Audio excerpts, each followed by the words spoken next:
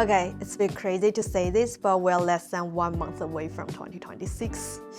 Time flies, but I also think it's a good time to review your 2025 and plan for your next year. So recently I've been working on this, and I've been reading, listening, and watching different content about it. And then I came across a podcast from Dan Koe about how to not waste your 20s.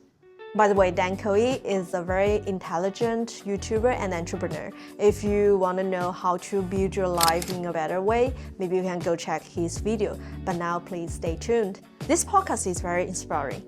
Even I'm already in my 30s, but it really made me to look back at my 20s to understand what shaped me to who I am today. I grew up in a small town in China, and for a long time, I was very unconfident and always trying to please people. So entering my 20s felt like stepping into a world I didn't really know how to navigate. I made mistakes, changed directions, and spent a lot of time just trying to understand myself. All of that slowly shaped me into someone who feels more grounded now. Not because life became easier, but because I finally learned from the chaos. So in today's video, I want to share the 5 things I did in my 20s that actually made my 30s better. No matter what age you are, I hope this video can give you a bit of clarity and inspiration. And it's never too late to take action for ourselves. Just like the old saying goes, the best time to plant a tree was 10 years ago. The second time is now. So let's dive in. The first thing I'm really grateful is emotional independence. And I don't mean never rely on anyone or trying to be strong all the time. For me, it was about not letting other people's reactions decide how I feel. My parents got divorced when I was a kid. For a long time, I feel like I had to keep everyone happy. I was scared to upset people, so I adjusted myself constantly. Because of that, I got used to ignoring my own emotions and focusing completely on how other people felt or thought.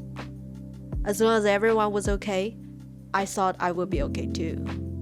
But somewhere in my mid-20s, I realized something important. If I keep living my life based on other people's emotions, I'll never understand my own. So emotional independence, for me, was learning to separate what belongs to me and what doesn't. Other people's expectations, not my task. Other people's moods, not my responsibility.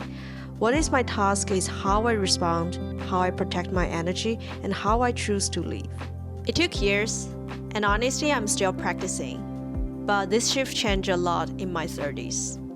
Slowly, you become the one who supports yourself emotionally with or without anyone else's validation. The second thing was changing my environment when I realized I've grown out of it. For me, it happens in a few situations. For example, when a place started to feel toxic, when a job no longer felt right, or even when a relationship was shaping me into someone I didn't want to be. I know I cannot fight with human nature. I cannot change people or the culture of a place. Instead of struggling with it, I changed my surroundings. In my early 20s, I remember feeling stuck in my hometown. Back then, people around me had a very fixed idea of what a good life should be like, and I tried to follow it for a while. But the more I look ahead, the more I could see exactly how my life would unfold if I stayed on that path.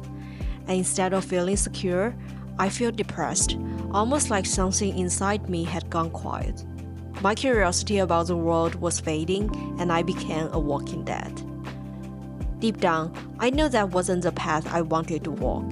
That's when I made my first big decision to move to a bigger city, and later, when that city no longer felt right, I moved again. Every move felt scary, but each one also felt like I could breathe again.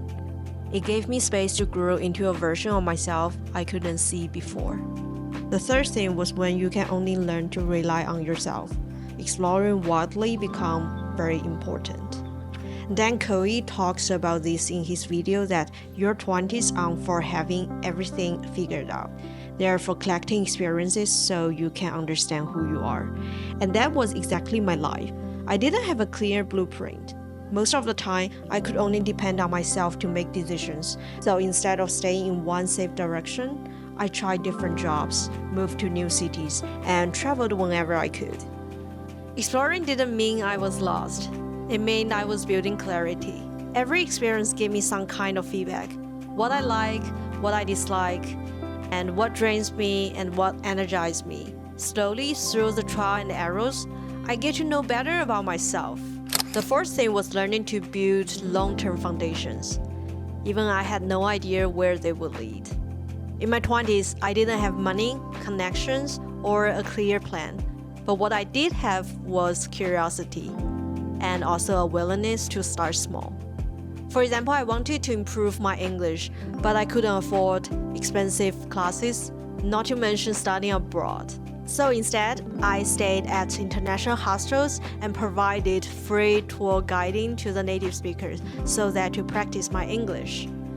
It really taught me something very important, that you didn't need perfect conditions to grow. You just need to start with what you have. And here's the interesting part. Those small things I did just out of interest quietly become long-term advantages. I learned English simply because I enjoyed talking to people from different backgrounds. And years later, that skills helped me get a job with double the salary.